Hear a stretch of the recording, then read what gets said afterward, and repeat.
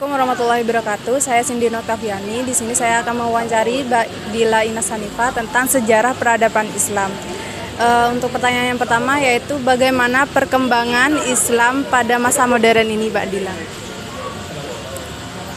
Baik, terima kasih kepada Mbak Cindy karena sudah mempercayai saya untuk memberikan argumentasi saya terkait sejarah perkembangan Islam di masa modern. Sedikit yang saya ketahui bahwasanya perkembangan Islam di masa modern itu sebenarnya sudah berkembang sejak abad 1800 Masehi, dan itu perkembangan terus berkembang hingga abad ke-20. Cuman di masa itu Islam berada di bawah naungan kolonialisme. Sebenarnya pada dasarnya Islam itu tingkatannya lebih tinggi daripada kolonialisme.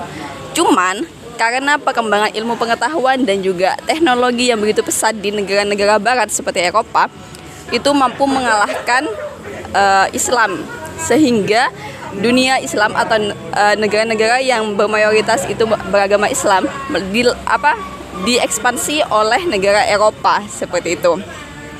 Sehingga hal tersebut seperti kerajaan-kerajaan yang ada di India, di Asia Tenggara dikuasai oleh Eropa. Tetapi di samping hal itu membuat para tokoh-tokoh Islam itu untuk melakukan pembaharuan, untuk memperjuangkan negaranya untuk dapat mengalahkan negara Eropa seperti itu. Baik pembaharuan di bidang ekonominya, pendidikannya, politik, dan lain sebagainya seperti itu. Sehingga seiring berjalannya waktu dan juga usaha dan sikap nasionalisme yang begitu besar pada tokoh-tokoh Islam tersebut mempersatukan kekuatan dan akhirnya mampu memerdekakan dirinya sendiri seperti itu. Akhirnya Islam pun bangkit dan keluar dari jajahan kolonialisme. Seperti itu, Kakak.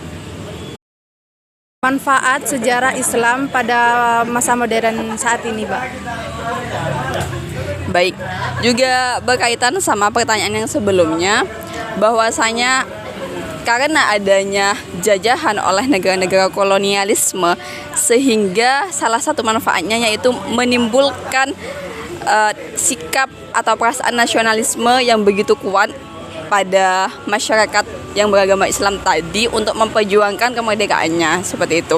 Di samping itu juga memperkuat ukhuwah Islam ya. Dengan begitu kan negara-negara yang ada di India dan juga Asia Tenggara saling bekerja sama bagaimana untuk Islam itu bangkit dan keluar dari jajahan-jajahan Eropa kayak gitu. Jadi salah satunya itu nasionalisme, memperkuat ukhuwah Islamiyah, dan juga menyadarkan diri kita bahwasanya begitu pentingnya ilmu pengetahuan dan juga teknologi seperti itu. Karena kan di situ mereka paham bahwa kalahnya agama Islam di situ karena kalahnya ilmu pengetahuan dan teknologi yang berkembang di negara Eropa. Karena Eropa sangat maju ilmunya, ipteknya seperti itu, sehingga memunculkan perasaan pada kita tentunya untuk bagaimana kita agar ilmu ipteknya kita juga maju, gak kalah dengan Eropa seperti itu. Itu manfaatnya untuk kita. Adalah pertanyaan terakhir, Mbak. Jadi bagaimana mempertahankan Islam pada masa modern saat ini? Baik, modern saat ini dapat kita ketahui, ini yang telah kita pegang termasuk perkembangan juga kan, di mana teknologi itu sangat berkembang pesat di masa saat ini. Oleh karena itu, bagaimana kita sebagai generasi muda saat ini untuk tidak langsung menerima perubahan-perubahan yang terjadi seperti itu. Kita harus mampu memfilternya, kita harus mampu menyaringnya terlebih dahulu. Kita harus lihat seperti apa sisi baiknya dan sisi buruknya, di mana kita harus mengambil sisi baiknya dan menjauhkan sisi buruk itu kayak gitu. Tentunya kita sebagai umat yang beragama Islam, kita harus tetap berpegang teguh pada pedoman kita, Al-Quran, hadis. Di situ setiap perkembangan apapun yang terjadi sebenarnya sudah lengkap terdapat di Al-Quran, hadis.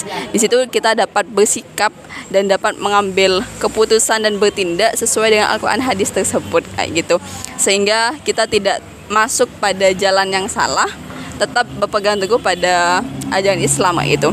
Jadi kuncinya sih bagaimana kita untuk mendalami agama Islam kita, memperkuat agama kita, pedoman kita, berpegang teguh prinsip pada agama kita seperti itu, sehingga apapun yang terjadi, perubahan apapun yang terjadi, kita dapat bertindak sesuai dengan aturannya.